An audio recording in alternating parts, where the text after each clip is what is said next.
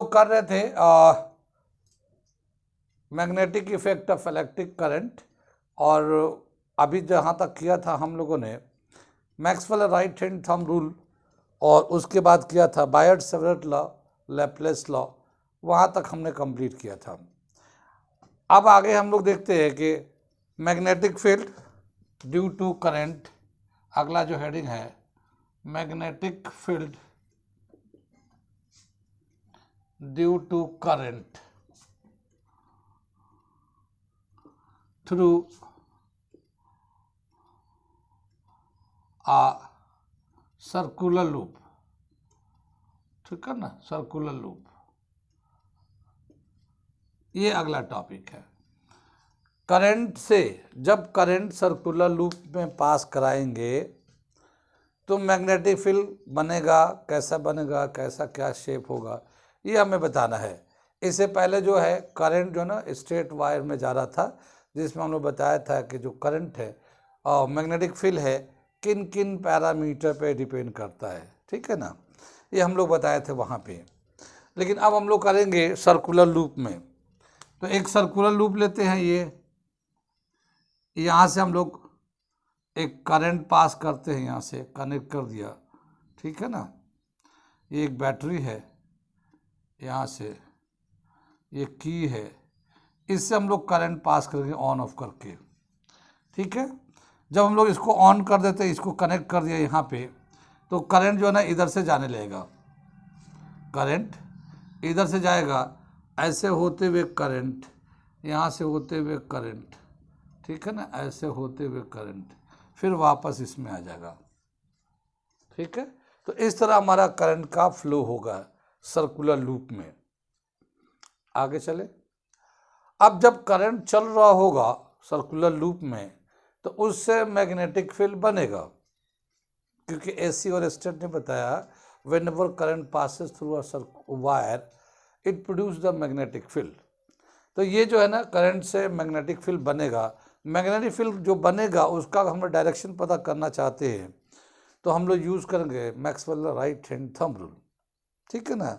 Maxwell right hand thumb rule से अगर निकालना चाहते हैं, यहाँ पे देखते हैं, यहाँ पे करंट का डायरेक्शन ऊपर की तरफ जा रहा है, तो हमने एक टेंजेंट ड्रॉ कर लिया, ठीक है ना।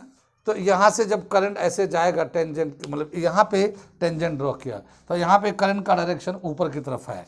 मैक्सवेल के हिसाब से हमने राइट हैंड ये रख दिया, ठीक है ना। और अब हमने अपने फिंगर को कर्ल किया, यानी बेंड किया, तो ऐसे करेंगे, है ना, ऐसे आएगा, ऐसे जाएगा, ऐसे निकलेगा।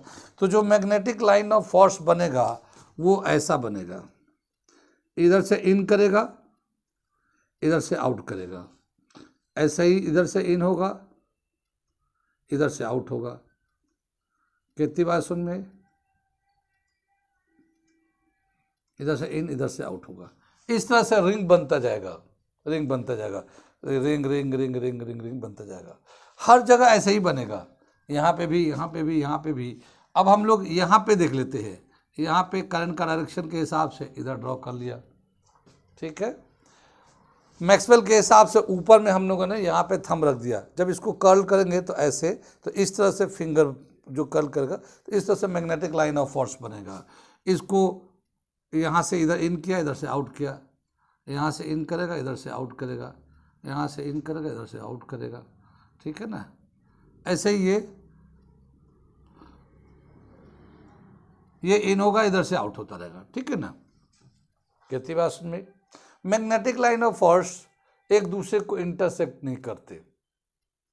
कितनी बात सुन में, तो ये उतने ही दूर तक रिंग बनेंगे, छोटा, फिर उससे बड़ा, फिर उससे बड़ा, फिर उससे बड़ा, फिर उससे बड़ा, उतने ही दूर तक करेंगे जितना दूर तक इनको जगह मिलता रहेगा, ठीक है ना। ऐसे ही जब देखे करंट, यहाँ पे देख लेते हैं, यहाँ पे जो करंट आ रहा है, करंट का डायरेक्शन जो है ना उल्टा हो गया है, इसके रेस्पेक्ट में यहाँ पे करंट का डायरेक्शन उल्टा हो गया, करंट ऐसे जा रहा। तो अब हम लोग यहाँ पे चले आते हैं, थंब को नीचे कर दिया, ऐसे थंब नीचे कर्ल करेंगे तो इस तरह से फिंगर चलेगा, तो इधर से इन करेगा, इधर से आउट करेगा, इधर से इन करेगा, आउट करेगा। तो जो मैग्नेटिक लाइन ऑफ फोर्स यहाँ बनेगा उसको हम लोग बना के देखते हैं। ये इन होगा, आउट होगा, इन होगा, आउट होगा, ठीक है ना, इस तरह से इन करेगा, ये आउट होगा। कितनी बात उसमें? तो क्या समझ में आया कि जब ये करंट ऐसे जा रहा है तो magnetic line of force ring में बन रहा है, ठीक है ना। यहाँ पे जैसे निकालना चाहते एक पॉइंट पे, तो छोटा रिंग, उससे बड़ा रिंग, फिर उससे बड़ा रिंग, फिर उससे बड़ा रिंग, जो सबसे बड़ा रिंग होगा वो सेंटर तक जाएगा, क्योंकि उसके बाद उसका वाला रिंग आने लगेगा तो फिर वो इंटरसेक्ट नहीं करेगा। फिर जैसे ये तो हमने एक स्पेसिफिक जगह पे यहाँ पे यहाँ पे यहाँ पे बनाया, जबकि यहाँ पे भी करंट होगा, यहाँ पे भी करंट चल रहा होगा, तो इसका भी तो मैग्नेटिक लाइन ऑफ फोर्स बन रहा होगा, ठीक है ना। तो इसका भी वैसे ही छोटा रिंग बड़ा रिंग बड़ा रिंग बड़ा रिंग बढ़ते बनते बनते बनते यहाँ तक आएगा। इससे भी बन रहा है, इससे भी बन रहा है, तो सारे स्मॉल सेक्शन सरकमफ्रेंस का लेंगे और उससे जो करंट से मैग्नेटिक फील्ड बनेगा उसको हम लोग सेंटर पे देखेंगे। तो सारे ही सेंटर से देखिए, सेंटर पे अगर कंसीडर करें तो इससे इन कर रहा होगा तो सेंटर पे इन हो रहा है, ऊपर वाले से लेंगे तो सेंटर पे इन हो रहा होगा, इधर से लेंगे तो सेंटर पे इन हो रहा होगा। तो सारे स्मॉल सेक्शन जो सरकमफ्रेंस पे करंट चल रहा है, जिस पे करंट चल रहा है, उन सारे ही सेक्शन का नेट रिजल्ट सेंटर पे इनवर्ड होगा। तो जो मैग्नेटिक लाइन ऑफ फोर्स होगा सबसे ज़्यादा सेंटर पे होगा, क्योंकि इन सभी सेक्शन की वजह से magnetic line of force centre पे इन कर रहा होगा, ठीक है ना। वैसे इसका करंट का जो डायरेक्शन होगा, जैसे ये इधर से गया इधर से गया, तो घड़ी के हिसाब से मिलाएंगे तो ये क्लॉकवाइज डायरेक्शन कहलाता है, ठीक है ना। करंट का जो डायरेक्शन है क्लॉकवाइज कहलाता है। ये कितनी बात सुन में?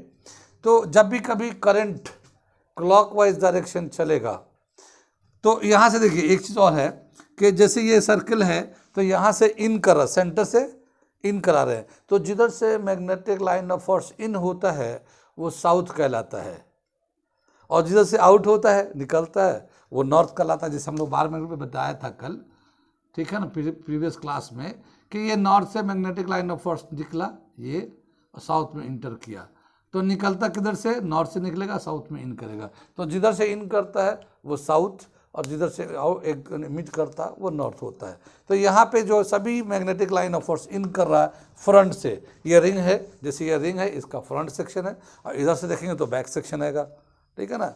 तो उसका फ्रंट फेस, ठीक है ना, साउथ की तरह बिहेव करता है, और बैक फेस नॉर्थ की तरह बिहेव करेगा। कितनी बात सुन में? तो पहले मैं ये 2-3 पॉइंट्स को लिखता हूं कि क्या क्या है। When current passes through a circular loop, pass the circular loop, magnetic line of force, magnetic line of force is produced in circular loop, ठीक है ना, circular loop. The maximum number of loops passes through maximum number of magnetic line of force, magnetic line of force passes through center। ऐसा क्यों? क्योंकि यहाँ पे तो एक रिंग है, अब ज़्यादा बनेगा नहीं, उससे थोड़ा सा बड़ा बनेगा, वो दूसरा होगा, तीसरा होगा, लेकिन सेंटर पे हर सेक्शन से कंट्रीब्यूट होगा, तो सेंटर पे सबसे ज़्यादा magnetic line of force pass करेगा। The strength of magnetic field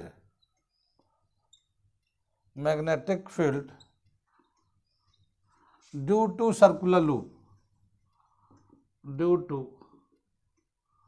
circular loop is maximum at strongest at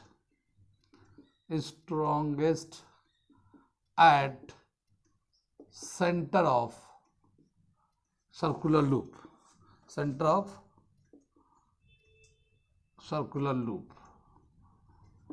एक हम इसको बिटा लेते, इसकी ज़रूरत नहीं है, ठीक है ना। सेंटर ऑफ सर्कुलर लूप में मैक्सिमम होता है।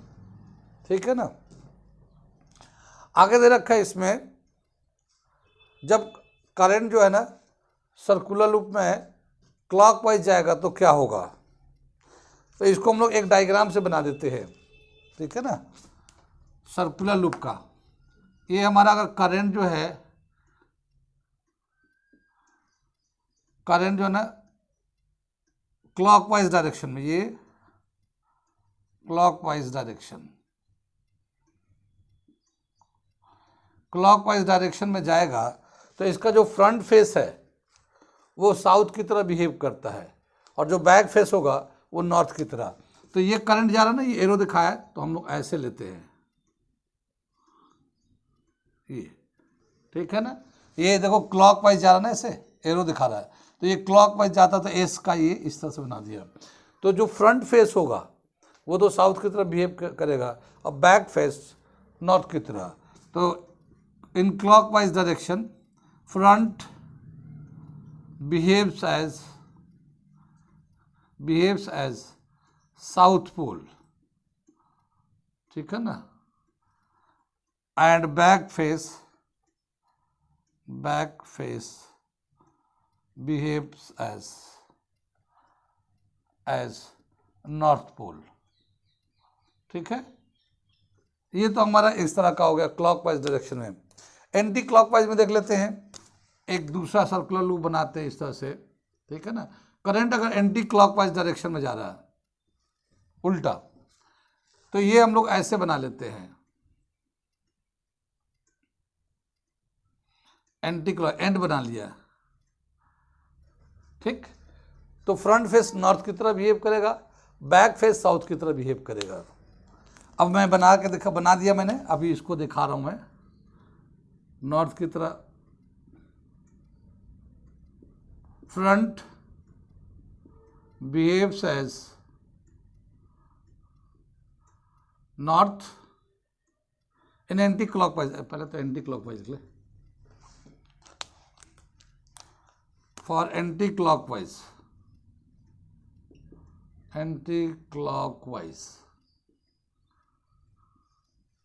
फ्रंट जो है नॉर्थ की तरह बिहेव करेगा एंड बैक जो है साउथ की तरह बिहेव करेगा। ठीक है। कितनी बात समझ में। अगर मैं इसको दिखाना चाहूँ जैसे एंटी क्लॉकवाइज, ये क्लॉकवाइज में तो समझ में आ गया ना। यहाँ पे एंटी क्लॉकवाइज में मैं थोड़ा सा फिंगर्स दिखा दूँ, जैसे यहाँ पे करंट चल रहा है टॉप में। ठीक है ना। टॉप में करंट कैसे इधर से जाएगा इसकी तरफ। ठीक है। करंट जो है ना इधर जा रहा होगा, तो अब हम लोग थंब को ऐसे रखेंगे और इसको ऐसे कर्ल करेंगे, तो उधर से इन करेगा, इधर से आउट होगा। तो जो फ्रंट से आउट होगा वो हमारा फ्रंट नॉर्थ की तरह बिहेव करेगा। अगर मान लो हम लोग यहाँ लेते हैं, यहाँ पे करंट ऐसे जा रहा है। ठीक है। ऐसे इधर से इन करेगा, इधर से आउट होगा, तो जो आउट हो रहा है वो ये रिंग के जो है ना सामने वाला सेक्शन जो है ना नॉर्थ की तरह बिहेव करेगा और बैक वाला सेक्शन जो है ना साउथ की तरह बिहेव करेगा। कितनी बात में। तो जब भी कभी करंट जो है ना सर्कुलर लूप में चलता है तो ये है। इसके हिसाब से, ये तो आपके क्लास के हिसाब से है, इसका भी मैं आगे बताऊंगा। लेकिन थोड़ा सा यहीं पे बड़े क्लास में जैसे 12th में मैं बताया कि चैप्टर है, तो उस 12th क्लास में थोड़ा सा फॉर्मूला दे रखा है। यानी ये जो स्ट्रेंथ ऑफ मैग्नेटिक फील्ड किन किन चीज़ों पे डिपेंड करता है वो फॉर्मूला भी मैं लिख दे रहा हूँ। पहले इतना आप लोग लिख लीजिए। ठीक है। इसे हम लोग मिटाते हैं और अब हम बता रहे कि थोड़ा सा इसका जो है बड़े क्लासेस में फॉर्मूला क्या दे रखा है उससे फॉर्मूले को लिख देते हैं। ठीक है। फॉर्मूला लिख देंगे ना तो उससे हमें बहुत सारे जो बेसिक आइडियाज़ है उसे करने में आसानी हो जाएगी।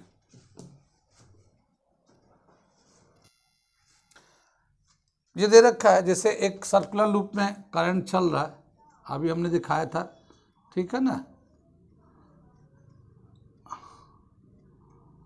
ये की लगा दिया, ये करंट चल रहा है, इसमें से एक करंट चल रहा है, मान लो एक क्लॉकवाइज करंट चल रहा है। तो इससे जो मैग्नेटिक फील्ड होगा सबसे ज़्यादा कहाँ पे होगा, इसके सेंटर पे होगा, क्योंकि सभी सेक्शन से सेंटर पे एक लाइन जरूर आएगा। तो तो सबसे ज़्यादा जो स्ट्रेंथ होगा मैग्नेटिक फील्ड का वो सेंटर पे होगा। कितनी बात सुन में आई?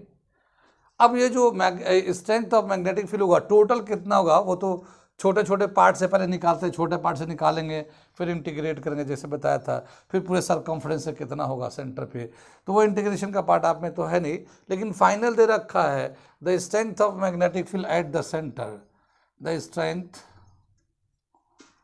Of magnetic field at center is given as B is equal to mu naught upon 4 pi 2 pi NIA upon R। ये तो मैग्नेटिक फील्ड है, B से दिखाते हैं हम लोग, इसका यूनिट क्या होता है? टेस्ला। बताया था ना कल पिछले क्लास में, मैग्नेटिक फील्ड का यूनिट होता है टेस्ला। म्यू नॉट अपॉन 4 पाई ये कांस्टेंट होता है एयर का, और म्यू नॉट को बोलते हैं परमिएबिलिटी, ठीक है ना, परमिएबिलिटी। तो ये तो इसका वैल्यू दे रखा 10⁻⁻7, ठीक है ना, 10⁻⁻7। ये आपके कोर्स में नहीं लेकिन मैं बता रहा हूँ। ये 2 पाई ये कांस्टेंट है, पाई नंबर हो, पाई जो है ना 22/7 होता है। ये n है, n क्या है? Number of turns. क्या मतलब समझ में आया कि जो मैग्नेटिक फील्ड है n नंबर पे डायरेक्टली डिपेंड करता है। मतलब कि जैसे ये हमने एक कॉइल था, सर्कुलर कॉइल था, अगर हम लोग एक और कॉइल बना दें, एक और कर दे, एक और कर दे, ऐसे बहुत सारे एक ही जगह पे ऐसे कॉइलिंग कर दें, तो कितना नंबर ऑफ टर्न्स है, जितना नंबर ऑफ टर्न्स बढ़ा है उसके डायरेक्टली प्रोपोर्शनल है magnetic strength of magnetic field, उतना ही ज़्यादा स्ट्रेंथ होगा। जितना ज़्यादा नंबर ऑफ टर्न्स होगा यहाँ पे उतना ही स्ट्रॉन्ग मैग्नेटिक फील्ड सेंटर पे बनेगा। एन का समझ में आया? आई तो जानते हैं, आई करंट है, करंट का कितना वैल्यू है? करंट अगर कम करंट चल रहा है, जैसे मान लो 1 एम्पियर का चल रहा है, उस वक्त सेंटर पे कितना स्ट्रेंथ ऑफ मैग्नेटिक फील्ड है। अगर हम लोग 2 करेंगे, 3 करेंगे, 5 एम्पियर करेंगे, 10 एम्पियर करेंगे, तो जैसे जैसे करंट बढ़ता जाएगा वैसे वैसे स्ट्रेंथ ऑफ मैग्नेटिक फील्ड बढ़ता जाएगा। तो इसको हम लोग दिखा सकते हैं यहाँ पे, B is directly proportional to N, here B is also directly proportional to I, ठीक है ना, I मतलब करंट, और ये जो है ना R रेडियस है, इस सर्कुलर रिंग का रेडियस है ये R। तो जितना छोटा रेडियस होगा, radius strength of magnetic field B and the inversely proportional to R, radius के इन्वर्सली प्रोपोर्शनल। अगर छोटा रेडियस होगा यानी छोटा सर्कल बनेगा तो वहाँ मैग्नेटिक फील्ड ज़्यादा होगा, और रिंग बड़ा साइज का होगा तो strength of magnetic field centre पे कम रहेगा, ठीक है ना। तो छोटे रिंग में ज़्यादा स्ट्रेंथ होगा सेंटर पे, और रिंग बड़ा हो जाएगा तो वो कम हो जाएगा, क्योंकि magnetic field inversely proportional to R है। ये 10th क्लास में इस तरह से नहीं दे रखा, वो लिटरेचर में लिखा हुआ है, लिटरेचर में बातें याद नहीं रहती। अब मैं ये फॉर्मूले से बता दिया, तो अगर ये फॉर्मूला आप लोग याद रखोगे तो आसानी से बता सकते हो किन किन चीज़ों पे किस तरह डिपेंड करता है, ठीक है। तो क्या बताया कि ये जो फॉर्मूला जो है अलग बड़े क्लास का, 12th क्लास का, लेकिन ये आपको बहुत हेल्प करेगा समझने के लिए मैग्नेटिक फील्ड को। तो मेनली क्या बताया कि करंट जो है, यहाँ पे देखिए एक चीज़, एक रिंग होता है, बहुत बड़ा रिंग भी नहीं बना सकते, कोई डिवाइस बनाना है तो आमतौर पे आजकल हर डिवाइस जो ना छोटे साइज़ के बनाए जा रहे हैं, तो ज़्यादा रिंग छोटा ही करेंगे, रिंग छोटा होगा तभी तो कम स्पेस में आएगा। जैसे हम लोग देखते हैं पहले टीवी कितना बड़ा आता था, ठीक है, कैथोड ट्यूब से बनता था, अब वो कैथोड ट्यूब से बन होकर बहुत पतला दीवार में आ जाता है, छोटे छोटे आ गए। तो क्या हुआ कि हर डिवाइस को छोटा बनाना है तो रिंग भी छोटा बनाएंगे, और ये जो करंट है, करंट अगर हम लोग बढ़ाएंगे तो याद है हीट भी ज़्यादा बनता है, हीट जो बनता है, हीटिंग इफेक्ट ऑफ करंट हो जाएगा I² RT, यानी जैसे जैसे करंट बढ़ाएंगे I² से हीट बनेगा, तो हीट बनेगा तो वो डिवाइस कॉइल जो ना जल जाएगा, फूक सकता है वो। तो करंट भी एक सर्टेन लिमिट से ज़्यादा नहीं बढ़ा सकते हैं। तो क्या बढ़ा सकते हैं, वो नंबर ऑफ टर्न्स बढ़ा सकते हैं। नंबर ऑफ टर्न्स जो है ना फ्लेक्सिबल है, आप ज़्यादा बनाना चाहते हो तो नंबर ऑफ टर्न्स ज़्यादा कर लिए। जैसे कॉइल जो है पंखे में देखते हैं ना, पंखे में जो कॉइलिंग होती है ऐसे ऐसे, या बहुत सारे डिवाइस उसमें कॉइलिंग होती है, हल्के हल्के करके कॉइल करते हैं। वो कॉइलिंग जितना ज़्यादा नंबर ऑफ टर्न्स होता है उतना स्ट्रॉन्ग पावर का वो डिवाइस होता है। तो जो हमारा फेवरेबल जो है वो N है, ठीक है ना। एन को हम लोग बढ़ा सकते हैं, घटा सकते हैं, और अगर हम लोग बढ़ाएंगे उतना ही स्ट्रॉन्ग मैग्नेटिक फील्ड बनेगा। यहाँ पे घटाएंगे जो स्ट्रेंथ है कम हो जाएगा। कितनी बात सुनिए। अब क्या बताया कि स्ट्रेंथ को बढ़ाना और घटाना जो है किस पे डिपेंड कर रहा है, नंबर ऑफ टर्न्स पे डिपेंड कर रहा है। जैसे हमारे घरों में करंट आता हो तो फिक्स ही है, 5 एम्पियर 10 एम्पियर का आता है, तो नंबर ऑफ टर्न्स पे हम लोग बढ़ा सकते हैं, घटा सकते हैं। कितनी बात सुन में। जो नेचुरल मैग्नेट होता है, जो नेचुरल मैग्नेट होता है उसका जो स्ट्रेंथ है, जब इसके पढ़ाता हूँ तो खो जाते हैं लोग, इनके पढ़ाता हूँ इनके कोर्स का तो खो जाते हैं, और दूसरे पढ़ाता हूँ तो देखते रहते हैं इनके कोर्स में क्या है। दूसरे घर में झांकने के लोगों की आदत पड़ गई ना, ठीक है ना। अपना घर ना देखते, दूसरे घर में देखते रहते हैं। हाँ, दूसरे घर की बातें करता है, चाहे अपने घर की सब्जी जल जाए, दूसरे घर में सब्जी जला तो बातें, हाँ उसकी बहू जो है ना ऐसी है, इसीलिए जो है ना आजकल तो बनी ना रही बहू सास में हो जाए। कब पता है शाम को क्या बता, दूसरे के घर के बातें मैं तुम्हें दिल लग। ठीक है, आगे चलो। तो हम क्या बताए थे कि जो नेचुरल मैग्नेट होते हैं, जो उसका स्ट्रेंथ होगा, जो नेचुरल मैग्नेट होता है एक आर्टिफिशियल मैग्नेट होता है। तो जो नेचुरल हम लोग जैसे मिलता है कुदरती तौर पे, उसका जो स्ट्रेंथ होगा मैग्नेटिक फील्ड का वो फिक्स्ड होगा, उसको ना हम घटा सकते हैं ना हम बढ़ा सकते हैं, ठीक है ना। लेकिन यहाँ पे क्या है कि ये जो हम लोग मैग्नेट बना रहे हैं करंट से, इसके स्ट्रेंथ को हम लोग घटा भी सकते हैं, बढ़ा भी सकते हैं, ठीक है ना। क्यों, वो नंबर ऑफ कॉइल पे डिपेंड करता है, ठीक है ना। तो बोला का जो नंबर ऑफ टर्न्स है उसकी वजह से हम लोग बढ़ा सकते हैं, घटा सकते हैं। तो ये इसको हम लोग जो आर्टिफिशियल मैग्नेट भी बोलते हैं। आर्टिफिशियल मैग्नेट ये ऐसा एक मैग्नेट है जो मैग्नेटिक कैरेक्टर डेवलप करते हैं, जो नंबर ऑफ टर्न्स पे डिपेंड करता है। हमें कितना चाहिए मैग्नेट, स्ट्रेंथ ऑफ मैग्नेट कितना चाहिए, वो उसी हिसाब से कैलकुलेशन के हिसाब से हम लोग नंबर ऑफ टर्न्स को चेंज करके बना लेते हैं कि कितना हमें चाहिए। लेकिन नेचुरल मैग्नेट हम बदल नहीं सकते। तो ये एक एडवांटेज है आर्टिफिशियल मैग्नेट का, कि आर्टिफिशियल मैग्नेट को हम लोग उसके स्ट्रेंथ को रिक्वायरमेंट के हिसाब से, हमें कितना रिक्वायरमेंट है उसके हिसाब से हम लोग वेरी कर सकते हैं, बना सकते हैं। नेचुरल में कुछ नहीं कर सकते। तो ये था फॉर्मूला सर्कुलर करंट का। अब देखते हैं इसी मैग्नेटिक का, जिसे current passing through circular coil और मैग्नेट, उससे एक डिवाइस आता, नाम है उसका सोलेनोइड, ठीक है ना। सोलेनोइड एक डिवाइस है जो करंट से मैग्नेटिक फील्ड बनाया जाता है, वो टॉपिक देखते हैं उसको, ठीक है। अगला टॉपिक दे रखा magnetic field, magnetic field due to current in a solenoid, in a solenoid, ठीक।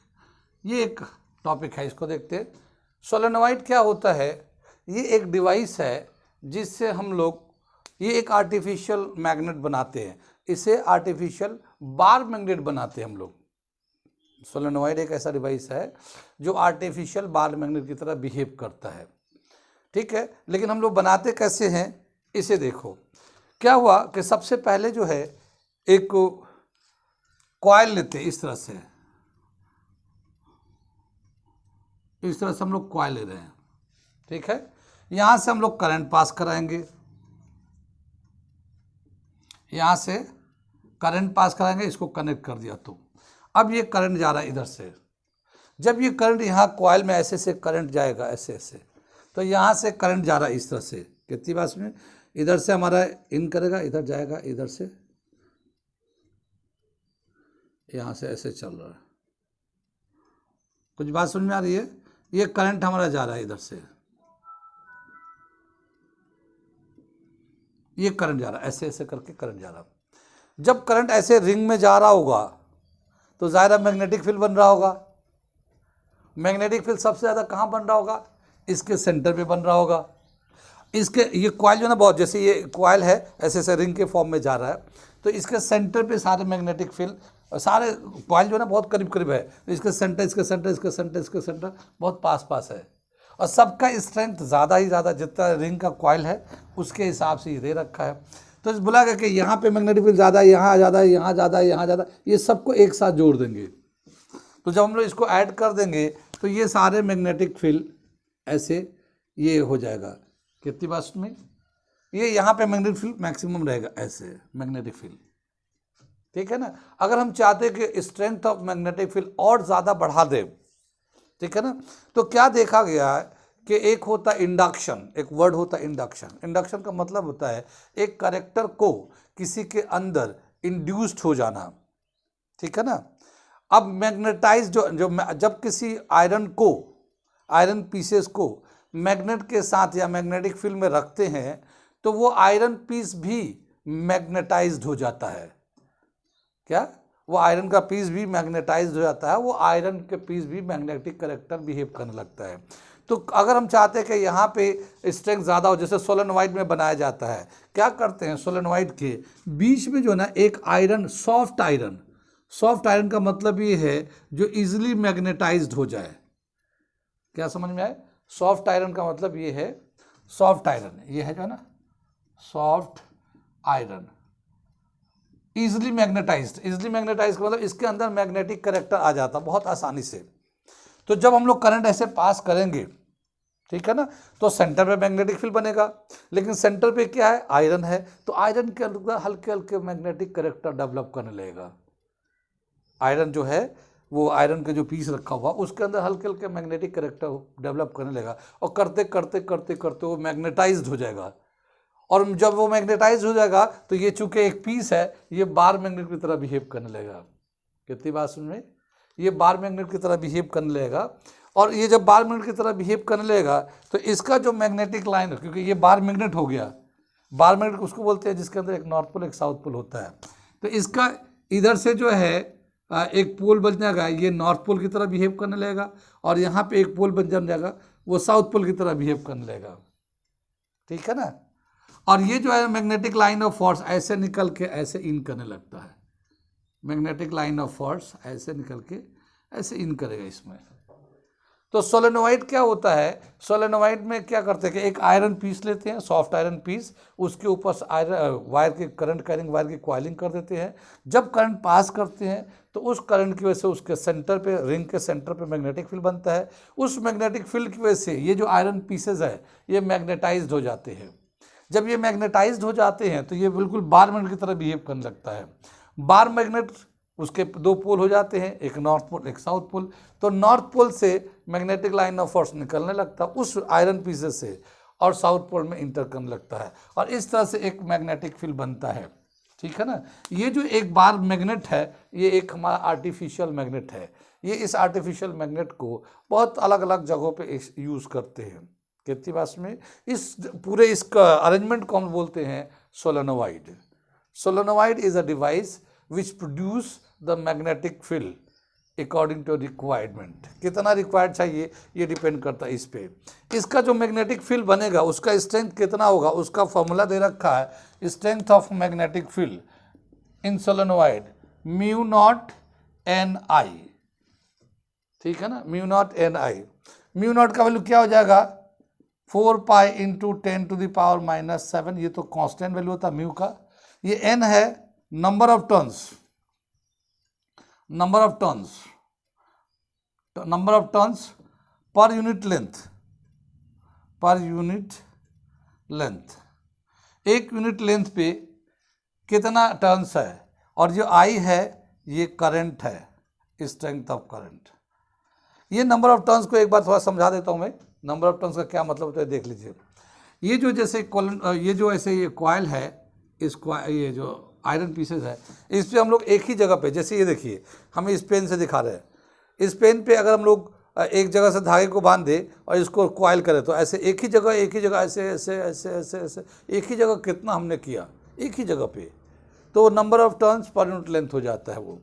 और पूरे पे करेंगे ऐसे ही करते जाएंगे, पूरे पे मान लो एक जगह 10 है तो number of turns per unit length 10 आ जाएगा, और पूरा लेंथ पे कितना है मल्टीप्लाई करके निकालेंगे, वो तो एक अलग चीज़ है। लेकिन हमारे कोर्स के हिसाब से ये वाला फॉर्मूला भी नहीं है, लेकिन हमने लिख दिया इसलिए कि समझने के लिए कि जो ये जो सोलेनोइड है इसका जो स्ट्रेंथ ऑफ मैग्नेटिक फील्ड है वो किन किन पैरामीटर पे डिपेंड करता है। एक number of turns per unit length पे डिपेंड करता है, और आई करंट पे डिपेंड करता है। ये एक डिवाइस है सोलेनोइड जो स्ट्रेंथ ऑफ मैग्नेटिक फील्ड हम अपने चॉइस के हिसाब से बनाते हैं, हमें कितना स्ट्रेंथ का बार मैग्नेट चाहिए, ठीक है ना, कितना स्ट्रेंथ का बार मैग्नेट चाहिए। हम इसके आगे का फिर आपको बताएंगे, और भी बहुत सारी बातें हैं, यहाँ तक नोट कर लीजिए।